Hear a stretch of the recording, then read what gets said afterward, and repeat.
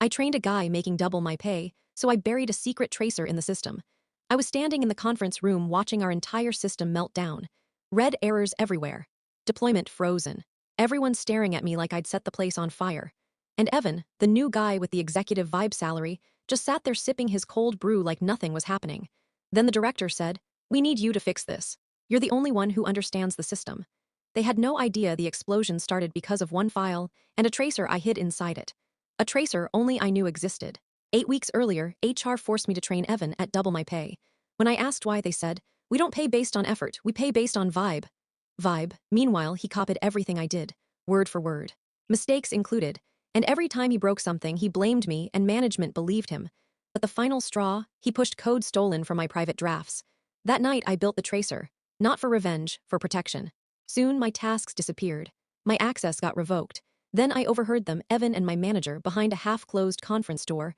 "Once she's phased out, we just need her documentation first." They weren't training Evan. They were extracting me, replacing me piece by piece. And when the tracer fired one morning, I saw the truth, unauthorized edits. My manager's login, Evan's login, both inside the system I built. They weren't incompetent. They were rewriting my work under Evan's name, preparing to blame me for the failure they caused. So I gathered everything, every log, every unauthorized edit, every access violation. And I built a kill switch, non-destructive, just enough to expose the tracer the moment they tried to pin failure on me. Then I scheduled a meeting with leadership. When Evan strutted in like he owned the place, I just asked, "Are you sure you understand what's happening?" He didn't. Because right when the deployment failed, the tracer auto-generated a full audit report, and every line pointed to them. Not me, but the darkest twist. The director revealed they'd already discovered something worse.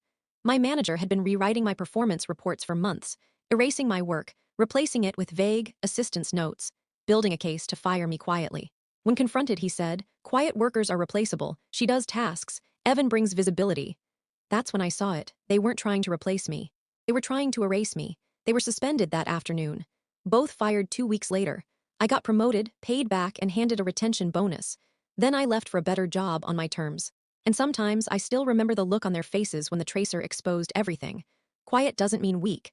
Quiet means waiting. And quiet is the last thing you hear before the trap you built for someone else collapses on you.